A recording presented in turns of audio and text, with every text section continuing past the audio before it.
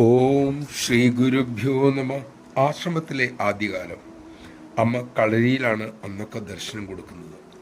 വൈകുന്നേരം കളരിയിൽ അർച്ചനയുണ്ടാകും. കുട്ടികളും അതിൽ പങ്കെടുക്കും. ഒരു ദിവസം അവിടെ അർച്ചന നടക്കുന്നു.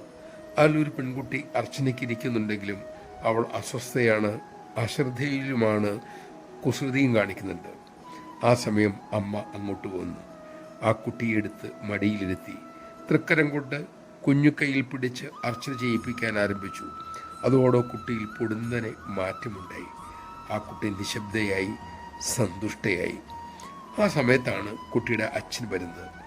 അമ്മയുടെ താല്പര്യം അദ്ദേഹത്തിന് കുറവായിരുന്നു. കുട്ടി ഇതിലൊന്നും പങ്കെടുക്കേണ്ടതില്ല എന്ന ഭാവത്തിൽ അദ്ദേഹം കുട്ടിയെ അമ്മയിൽ നിന്നും എടുക്കാൻ ശ്രമിച്ചു.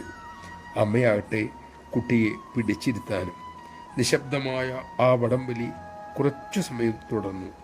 പിന്നീട് അമ്മ മെല്ലെ കൈ അയച്ചു. അദ്ദേഹം കുട്ടിയെ എടുത്തു. കുട്ടിക്കത് വലിയ നൊമ്പരമായി, സങ്കടമായി. മാത്രമല്ല, കണ്ടു നിന്നർക്കും വിഷമം തോന്നി. അതറിഞ്ഞ് അമ്മ ഉറച്ച ശബ്ദത്തിൽ പറഞ്ഞു, ആരും വിഷമിക്കണ്ട, അവൾ തിരിച്ചു വരും.